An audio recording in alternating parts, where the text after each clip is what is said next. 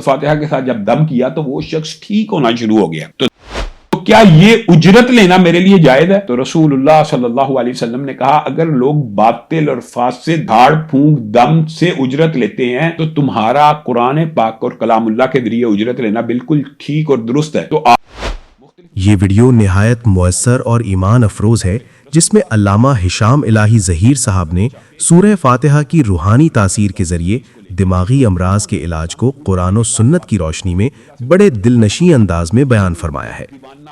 یہ کلام شفا دل کو سکون، ذہن کو اطمینان اور روح کو طاقت عطا کرتا ہے. اگر آپ یا آپ کے گھر میں کوئی ذہنی پریشانی یا دماغی بیماری میں مبتلا ہے تو یہ ویڈیو مکمل توجہ سے دیکھیں. سورہ فاتحہ کو یقین کے ساتھ پڑھیں اور دوسروں تک بھی یہ پیغام شفا پہنچائیں.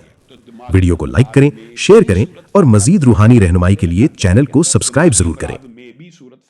امام ابو داؤد اس حدیث کو لے کے آئے ہیں اور انہوں نے اسلام قبول کرنے کے بعد واپسی کے اوپر ایک جگہ سے ان کا گزر ہوا، وہاں پہ ایک مجنون، ایک دیوانہ، ایک پاگل پن کا مریض، اب آپ نے خود اخذ کرنا ہے اس حدیث سے، شیزوفرینی کا ہے، دماغی مریض ہے، کوئی بھی دماغی مرض ہے، وہ دیوانہ جکڑا ہوا. اس شخص نے یعنی صحابی کے چچا نے اس کو دم کیا. کس چیز کے ساتھ؟ اجتہاد کر کے سورۃ فاتحہ کے ساتھ دم کیا. سورۃ فاتحہ کے ساتھ جب دم کیا تو وہ شخص ٹھیک ہونا شروع ہو گیا. تو دماغی امراض میں بھی سورۃ فاتحہ مجربہ، جیسے پہلے رکھا زہر کے اندر، دماغی امراض میں بھی سورۃ فاتحہ مجربہ. وہ شخص ٹھیک ہو گیا. انہوں نے اس کو 100 بکری عنایت کی. تو وہ 100 بکریاں لے کے رسول اللہ صلی اللہ علیہ وسلم کی بارگاہ میں آئے اور کہا کہ کہنے لگے کہ یہ سارا معاملہ ہوا تو کیا یہ اجرت لینا میرے لیے جائز ہے؟ تو رسول اللہ صلی اللہ علیہ وسلم نے کہا اگر لوگ باطل اور فاسد دھاڑ پھونک دم سے اجرت لیتے ہیں تو تمہارا قرآن پاک اور کلام اللہ کے ذریعے اجرت لینا بالکل ٹھیک اور درست ہے. تو آپ ہاں اس کے اندر مبالغہ نہیں ہونا چاہیے. اس طرح ہم کہتے ہیں میڈیکل ڈاکٹر بھی بہت زیادہ فیس نہ رکھے. اس طرح رقیہ شریعہ کرنے والے جو حقیقی طور پہ مسیحا ہوتے ہیں اور انسانیت کو شفا کی طرف قرآن کے ذریعے لے کے جاتے ہیں، ان کو بھی کم سے کم اجرت لینی چاہیے. ویڈیو کو لائک کریں، شیئر کریں اور مزید روحانی رہنمائی کے لیے چینل کو سبسکرائب ضرور کریں. اور انسانیت کو شفا کی طرف قرآن کے ذریعے لے کے جاتے ہیں، ان کو بھی کم سے کم اجرت